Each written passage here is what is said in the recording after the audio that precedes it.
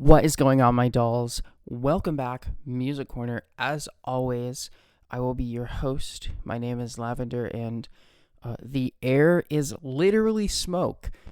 So that's how things are going around here. My throat hurts. But we're going to power through it, because as the passage of time commands, we are now halfway through 2023. It has gone by in a blink, in an instant, and in that 6 months, I have reviewed over 100 albums, including a number of EPs, and I have also listened to much more music than that, and I am going to tell you my 20 favorite projects that I've heard so far this year from across the entire musical spectrum. Normally, I try to start these lists off with some sort of recap of how it's been so far. This has been a really messy and chaotic year, but at the very least, I will say I like these 20 albums a lot more than the 20 albums I was dealing with last year in 2022. Looking back on my list, it feels like almost all of the best records of that year, save for a handful like Black Country New Road and Rosalia, came out not just in the second half of the year, but very late in the year. And while it would be awesome if 2023 has some stuff like that in store for us, here's hoping. James Blake, Blur, Sampha, etc. We've already got a bunch of really good releases from this year so far to talk about.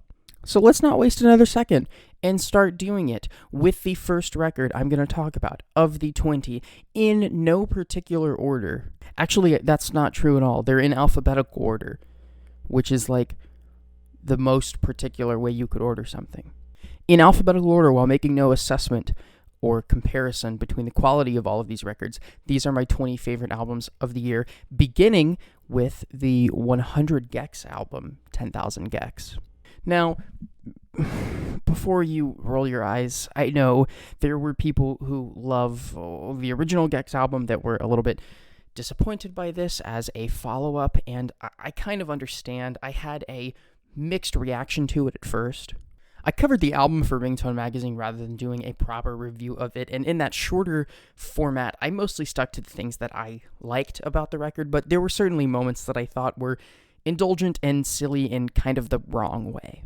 But here's what I'll say for what Dylan and Laura bring to the table. This shit is fun. This is easily the most fun album I've listened to this year, and it's not fun in like a novelty sense that it is just particularly funny content. It's just bouncy, silly, irreverent, but the hooks are still good. The production and the performances are still strong and hard-hitting. So even when this album ventures through an idea that I'm not crazy about, there is this level of consistency that is maintained throughout the project that is just extremely fun, extremely charming. I don't take myself so seriously that I can't see all of the great things about this album.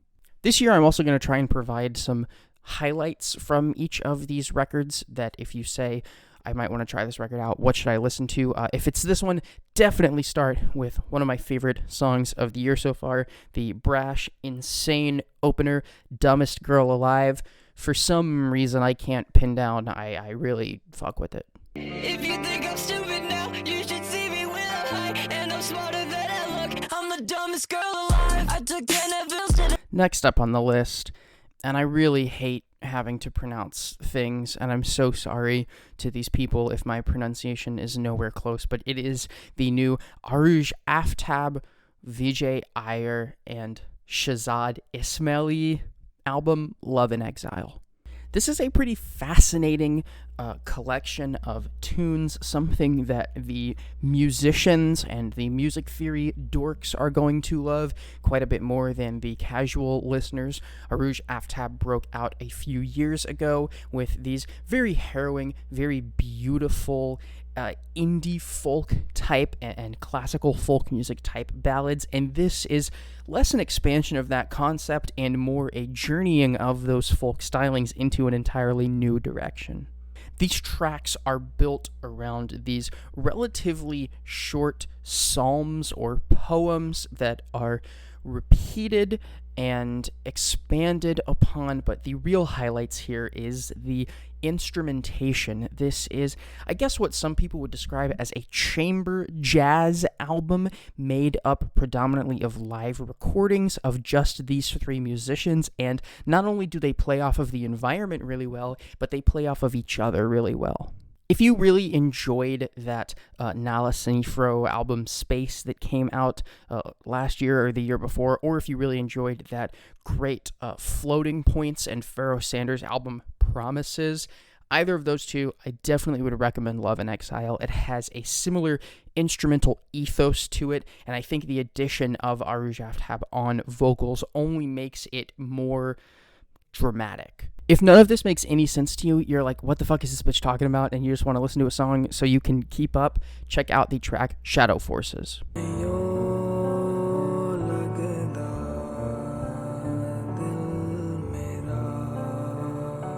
Next up, we have a wonderful hip-hop record. Probably my favorite rap album of the year so far, from The Roots' own Black Thought and Wu-Tang worshipping jazz group L. Michaels Affair, the collaborative project Glorious Game.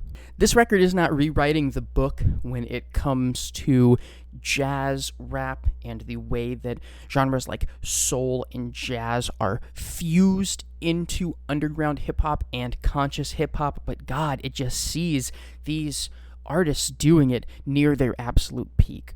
Black Thought really impressed a lot of people, myself included, with the wonderful album he did with Danger Mouse last year, Cheat Codes, which I liked a lot. And if you like that, you have got to hear Glorious Game. It is a wonderful continuation of the expertise of style that Black Thought delivers. Once again, this album is just a cheat code. Everyone here is too good at what they're doing, and they do it too well for any moment on this song to be bad. The features are great, the hooks are great, the production is raw but beautiful, the sampling is wonderful, and Black Thought himself is just out of this world. His lyrical game, his creativity, his earnesty, this is a spectacular listen.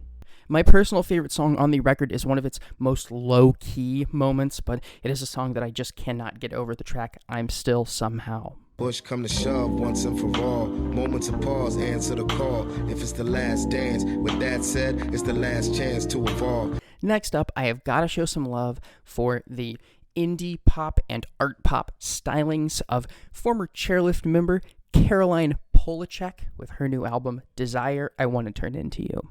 If you heard Danielle Harl's album Harlcore and you're expecting the production on Desire to sound anything like that, you will be let down by what she delivers. I was not the biggest fan in the entire world of Caroline's first album, despite the fact that I still really adore some of its most girlish moments, surprise, surprise, but this album returns with less of an embrace of any particular style and more just an embrace of the aesthetics of art pop at large. This thing is instrumentally and stylistically very diverse in a way that I wasn't anticipating from Caroline. And while trading out A.G. Cook for Danny Harl on the production side of things wouldn't typically seem like an upgrade for me, I do think that the production on this record, the lush instrumentation and immaculate mixes, do a lot for Caroline's voice, the beauty and the power that it can behold when she is operating at her most intimate and sensitive. And of course, at the end of the day, this thing is just catchy as shit. I've had like every single hook from this record stuck in my head for months and months. Do not let the fact that Grimes is on this album scare you away from listening to it. Like, imagine if Russia and Ukraine were just like doing it in Fortnite. Because I promise it is actually very good. And if you've somehow never heard the adorable track Bunny is a Rider, please, God, listen to it. But just because I think everybody on Earth already knows that song, maybe check out the track Blood and Butter.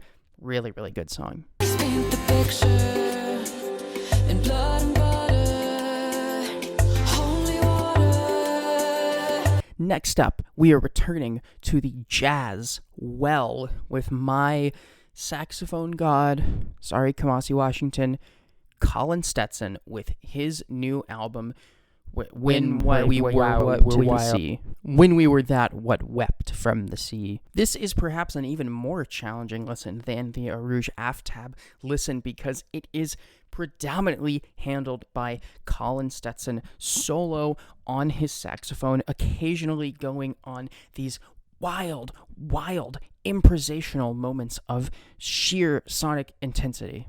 While a lot of people have highlighted some of the special guests who lend their voices and instrumentation to particular moments of this record that make it even more dramatic and even more harrowing, one thing I will say that continues to stand out to me about this album that I didn't give enough credit to at first is this style or this technique that Colin is deploying where it almost sounds like you can hear him speaking and breathing through his saxophone. It just creates this magnetic, occasionally paralyzing intimacy with these songs that is unique even within his remarkable discography. And if you're really not that into jazz, much less solo saxophone freeform experimental jazz, maybe this is too big of a hill to climb. But if you want to give it a shot, check out the title track on this thing because it is just immaculate.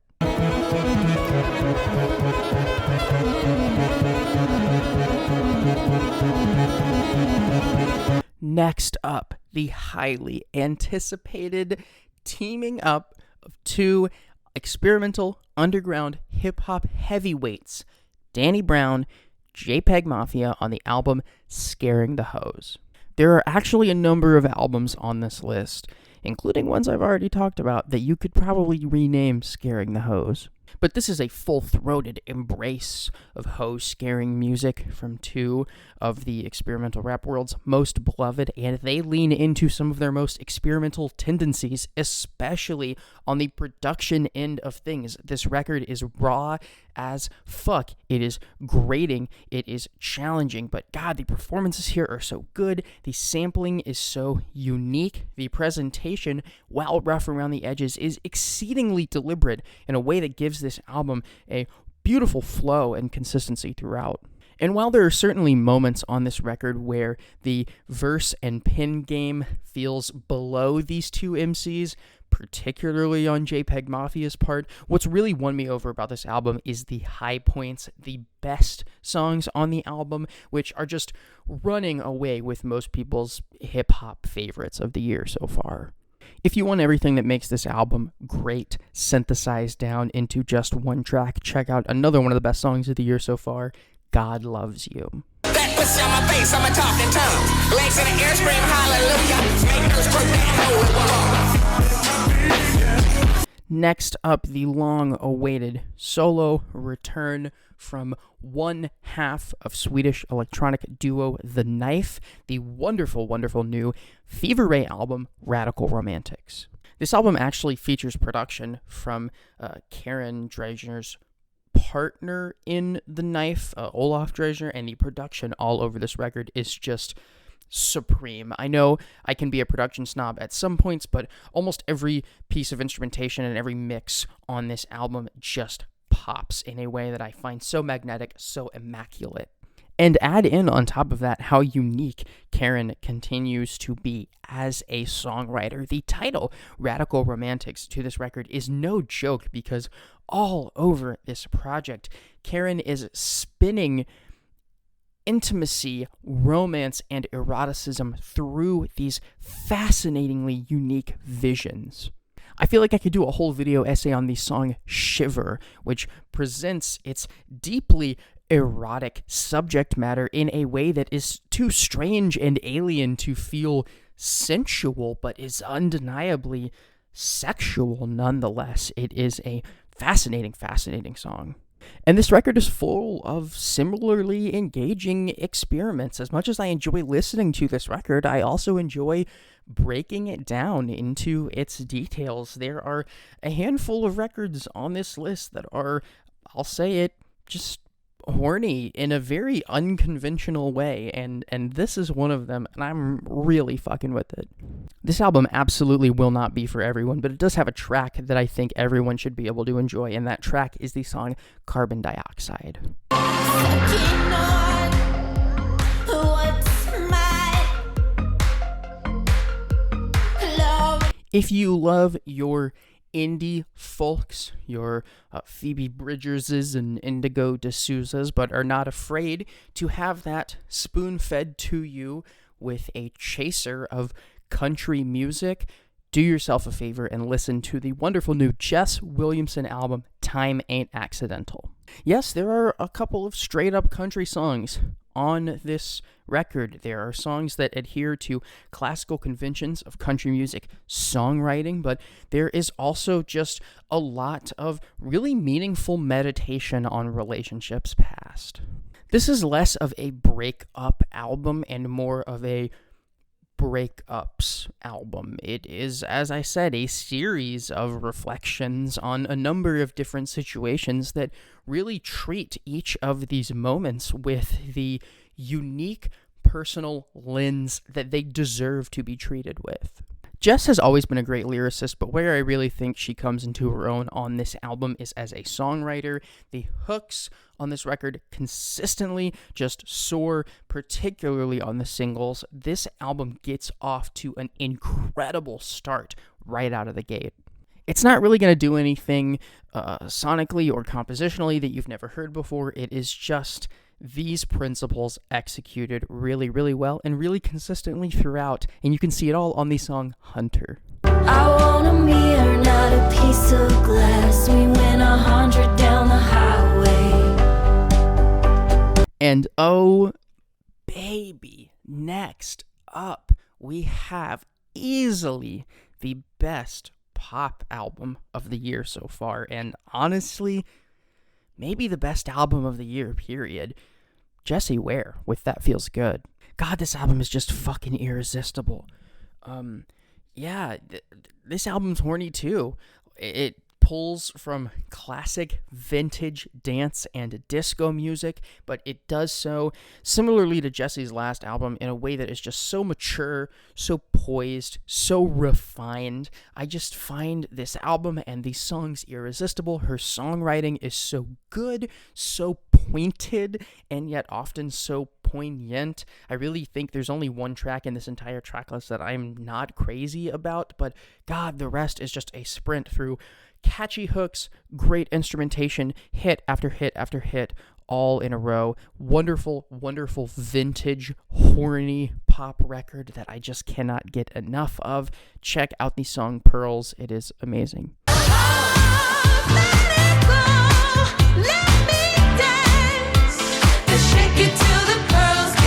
I'm realizing now, flipping through my notes, that this really is like the horniest list of music I've ever made, because the album we're about to talk about has probably my favorite sex as food song in a couple years, Sorbet. The album is Kelela's Raven.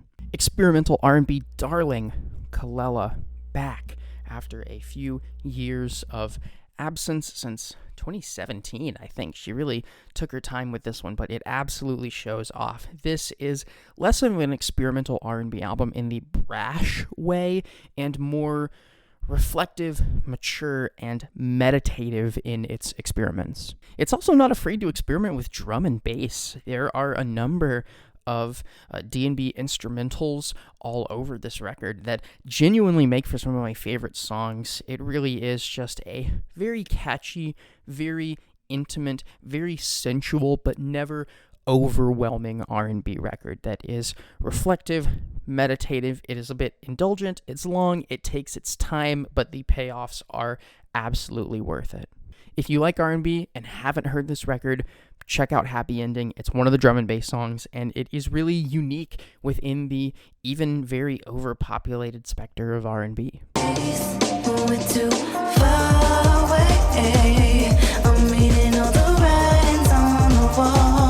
Now, as we approach the halfway point of this list, if you're someone who stumbled upon this channel through watching hit videos or my Hot 100 TikTok reviews, and you're like, God damn it, Lavender, I don't know what any of this shit is. I don't know what you're talking about. I don't listen to experimental rock. We want to see big artists. We know. I'm sorry. They've kind of been all flopping this year, at least a lot of the biggest records of the year, be it Miley Cyrus, Morgan Wallen, Lil Durk. I'm just not crazy about them. But one moderately big hit album that I was just always going to love is, of course, the new Lana Del Rey album, Did You Know That There's a Tunnel Under Ocean Boulevard? Okay, I know that I dished out a lot of praise to Lana, but seriously, her last record really was just a clearing of the vault of sorts. It was a kind of unimpressive and inconsistent collection of songs that she clearly just had lying around. This is a return to form. I would say I think I like this even more than Chemtrails Over the Country Club. And that's because this album just does both of the things that Lana seeks to do so well. She manages to keep her foot in both worlds so well. Part of this record, songs like Peppers with Tommy Genesis, are the pop-flavored, girl-bossy bangers that are captioning summertime Instagram posts like mine, and others on here are much more meditative, singer-songwriter type songs like The Grants, for instance. This album is versatile, but it's also consistent, save for what might be the worst song of Lana Del Rey's entire career, and yet another reason to hate Bleachers and Jack Antonoff. I think this album is very good from start to finish, very little complaints about it, and in terms of Lana having her feet in both worlds, I'm not sure there is a better song I have heard this year than the sweeping, wonderful, infectious two-part anthem, A&W. Jimmy, Jimmy, cocoa, Jimmy, Jimmy, ride. Jimmy, Jimmy, cocoa, Jimmy, give me high. If you had told me that yet another contemporary trap rapper was going to try their hand at rock music on a new record, I probably would have told you that we were more likely to be talking about it in a worst albums of the year than a best albums of the year. And yet, the new Lil Yachty album, Let's Start Here, is quite good. And that's because unlike so many of his contemporaries, especially Logic on Supermarket, Lil Yachty did his homework. He did his research. He found great, influential pillars of classical psychedelic rock to take influence from and morph those influences into these really genuinely great tunes. I know there are some people here who take issue with Lil Yachty's singing, and throughout this record, he is taking his voice to places he never has before, and the results can be a little bit inconsistent. But even when Lil Yachty is not delivering his best vocalizations, it arguably kind of fits even more with the psychedelic haze and expansive instrumental palette of this album. From the dense instrumental palettes, the thick, murky production to the expansive, wandering compositions, everything about this gives the full impression that Lil Yachty really is as much of a fan of this music as he is a creator. And while a lot of people will point you to the opening track of this record, The Black Seminole, as its best example, do yourself a favor. If you're only going to listen to one song, jump right to the gorgeous, amazing closer, Reach the Sun. I'm a bad man.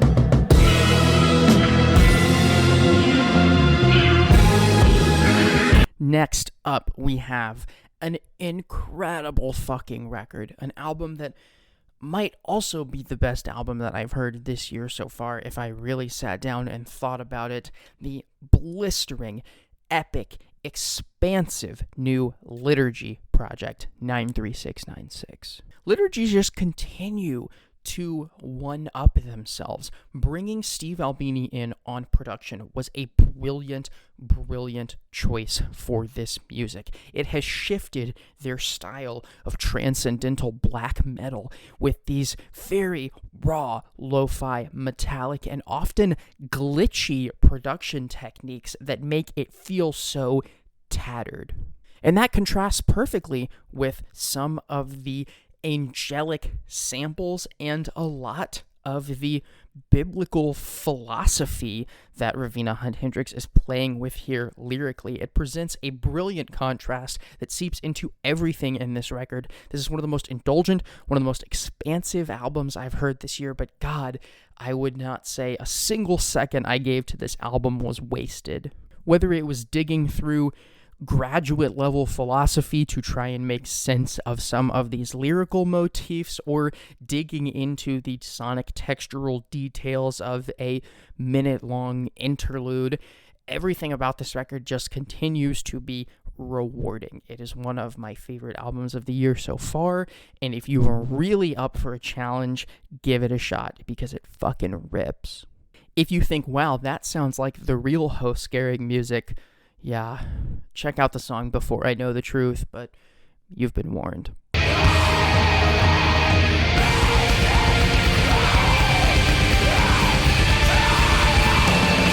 Next up, we have an experimental rap and conscious rap record that really earns those two monikers. The great new McKinley Dixon album, Blvd Paradise Jazz. And when I say experimental, on the instrumental side of things, we have a genuinely bold presentation on this record. This album is not afraid to be loud and pummeling. This album is not afraid to be sometimes intimate and isolating. Any sonic idea that McKinley Dixon can think of, he is willing to pursue it to the full extent on this track list, and the results are almost always great. And on top of that, McKinley Dixon has a ton of valuable reflections and meditations that he pursues across this album. Breaking down all of the lyrical content was just as much fun as listening to all the music. The best thing that I can compare this to is the More Mother album from last year, Jazz Codes. I took a while to review both of these projects after they came out because my first impressions were that they were too slight and disjointed to really assemble into something amazing, but the more I sat with both of them, the more I began to like them, and now I'm glad that I put myself out there as being a fan of both of these albums. And if you want one of the most accessible and least experimental songs on this record to start with, it is also, in my opinion, the best song on the album. Check out the track Run, Run, Run. Running from the guns, point and shoot, we used to play up on the playground. Running from the guns, was the hardest part would be for me to... And while we're talking about horny albums, boy, do I feel assured in promising you that you will not hear a hornier industrial experimental rock album anywhere this year than the new Model Actriz record, Dog's Body. This band has been bubbling up in the underground for a while, and this debut had a lot of hype behind it, similar to the Chat Pile record that came out last year in the underground rock, metal, hardcore, etc. scene, and God, did it live up to the hype. This album is fucking visceral. It is crazy. It is a full body sensation. When I say this album is horny, it is just magnified into extremely physical details and characteristics, portrayals of intimacy that are appropriate to be performed over the blistering walls of noise and industrial rock instrumentation that back them. This album is frenetic. It is frenetic. It is difficult to pin down with a particular genre, style, or sound. The lead singer's unique brand of spoken singing is so intimidating and intense, and his lyrical game is just uncompromising. There's just so much to like about this album. If you once again want all of this synthesized into its absolute best parts, check out another one of the best songs I've heard anywhere in 2023, the song Amaranth.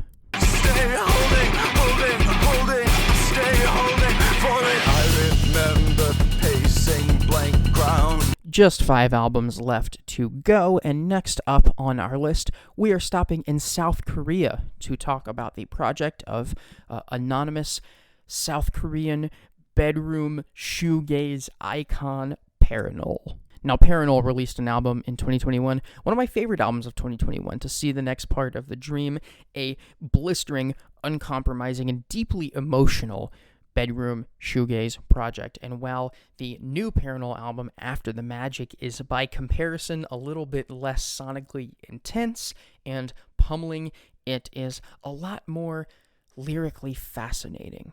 Well, Both albums are extremely lyrically fascinating. I wouldn't say this one is more fascinating, it's just different. All of the self-deprecation that was present on Parannoul's previous album hasn't completely faded away, but a lot of it is gone as he sort of turns his pen outward into the world, and those observations come hand in hand with a grander collection of sounds and an expansion of musical scope in the track list of this project. While this album doesn't have a sonic aesthetic that I find quite as visceral as the previous Parannoul album, it has an emotional poise that these songs here and the sonic interpolations and instrumentations are well set to match that I really enjoy. This is, once again, a very emotional listen. If you like the lo-fi, very layered selections of noise in your shoegaze music, and you somehow haven't already heard of Parannoul, listen to this record, and then listen to his previous record, and start with the track We Shine at Night. Please, it is wonderful.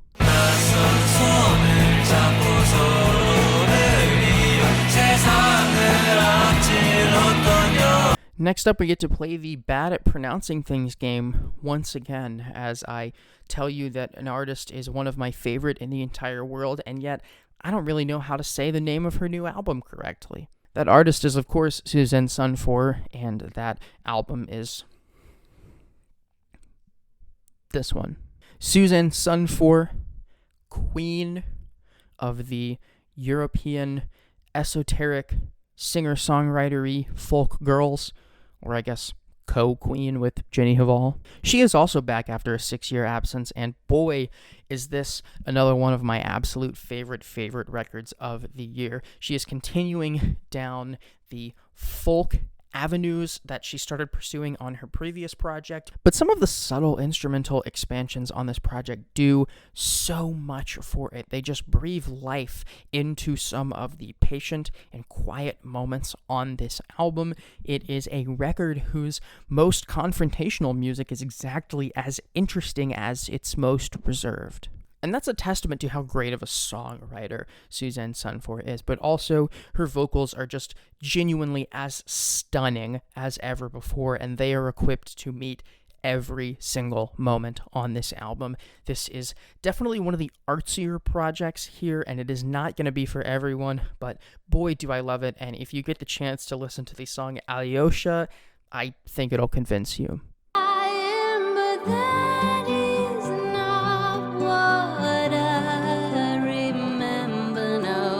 Back to the host-scaring music with the second black metal album on the list, the new release from Canadian black metal outfit Thantafaxeth, the album Hive Mind Narcosis. I was definitely late to this band when I first heard their material, but in the meantime, I have gotten to know and love them, not just their music, but also their presentational mystique, and boy, does that go into making Hive Mind Narcosis sound even better right out of the gate, too. This thing leads off with its best material. It is compositionally dynamic black metal, but moment to moment, it is just as visceral and pummeling as I hoped for.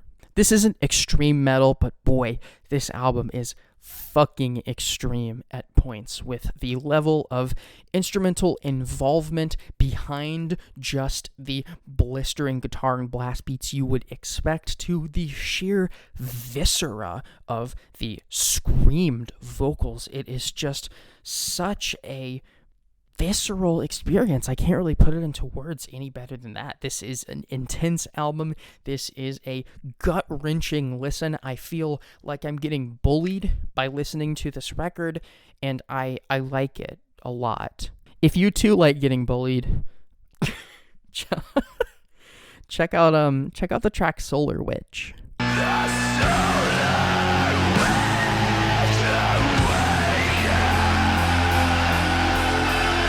And because it is one of my lists, you know that we were not going to be able to get through this whole thing without talking about some ambient music. I could do a 20 best ambient records of 2023 so far if I wanted to, but I'm going to slim it down, keep it just to one, and it is probably the one you're expecting, the new Tim Hecker album, No Highs. Tim Hecker has the reputation he does for a fucking good reason. This album is amazing. This album is subtle. It is so subtle in the way that Tim Hecker always is, but it just has those moments where it all expands and washes over you, or the gentle, subtle interpolations of Colin Stetson saxophone that are just brilliant. I can't even wrap my head around how much desire Tim Hecker could feel to just dial up the level of tone or intensity at various points on the record, and because he doesn't, it makes the payoffs all that more satisfying. Know what you're getting into. This is an ambient album. It is extremely minimal. The production is very cloudy in a way that I kind of think contrasts some of the harsher edges of Tim Hecker's previous two records, Anoyo and Kanoyo. But God, is it good. God, does it pay off so well. The single from this thing, Lotus Light, is incredible. Anxiety is an amazing song. There is just so much good material to be found here. It is a wonderful, wonderful ambient listen that lives up to the expectations that come with a name like Tim Hecker. And if you only listen to one song on this record, make it the track Anxiety.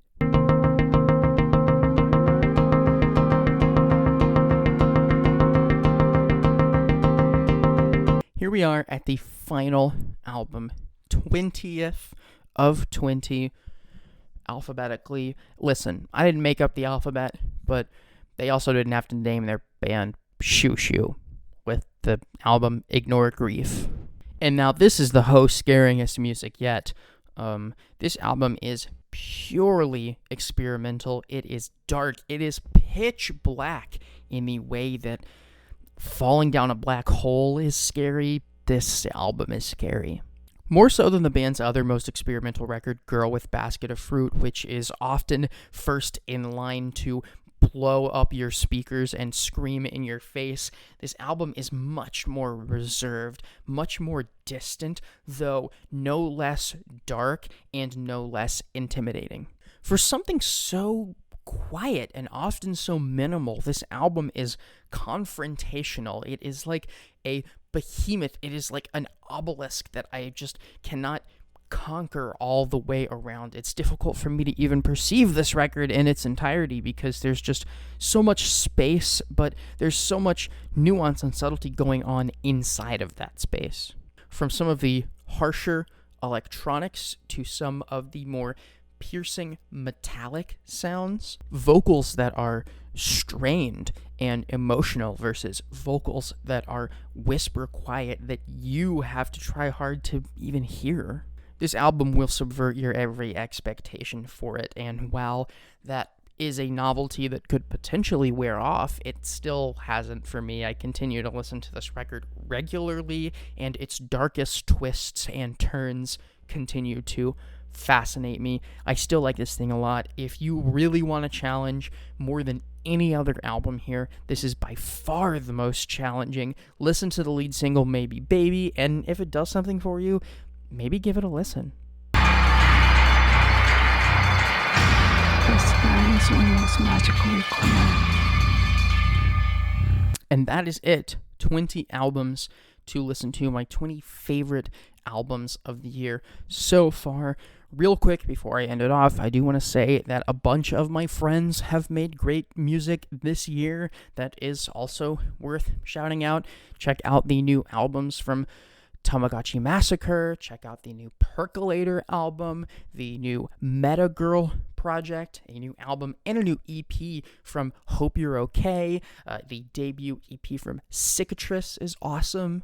Check out even more new short-form projects from Louis, from Clearbody.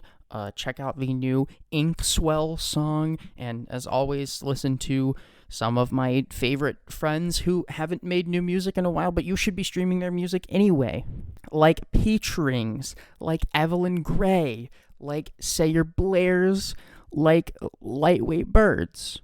If we're friends and I forgot to shout out your music, I'm so sorry, but I can only do so much remembering in such a short time when the air is smoke and my brain is fried. So really all I want to do now is stop talking. Thank you for watching. Tell me what your favorite albums of the year so far has been. Tell me what you're excited for in the second half of the year. I will be back soon with some more content. Kisses. Mwah, mwah, mwah, mwah. Hopefully the air is much less percentage of smoke very soon.